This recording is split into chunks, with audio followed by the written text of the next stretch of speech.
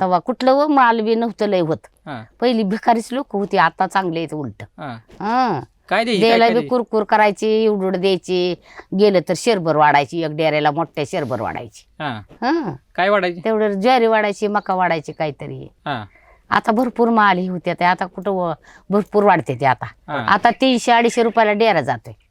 मग ही जे तुम्ही चुली बनवता डेरे बनवता ह्यासाठी मग माती कुठं आणता हो? आता पंढरपूरनं माती आणतो, हा किंवा इथनं वाकावनं हा पंढरपूरनं आणतो गव्हाला अशा. मग ही बनवण्याची पद्धत काय असते? हे चाकावर बनवायचं हम्म.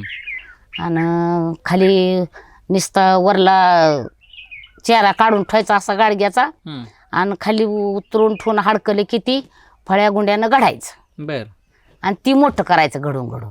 पण ही माती तयार कशी करायची याला त्यासाठी? माती पाण्यात वाटायची, ती चाळणीत वाटायची, ती रेंदा करून त्याचा बाजूला काढून घेऊन लेंड्या ही मिसळून पुन्हा तुडवायची राग घालून, हा. आणि पुन्हा त्याची बनवायची गाडी. मातीत काय काय मिसळतं त्या? लेंड्या राग घालायची, घोड्याच्या लेंड्या. बर त्याला दुसऱ्या लेंड्या चालत नाही त्या. हा हं.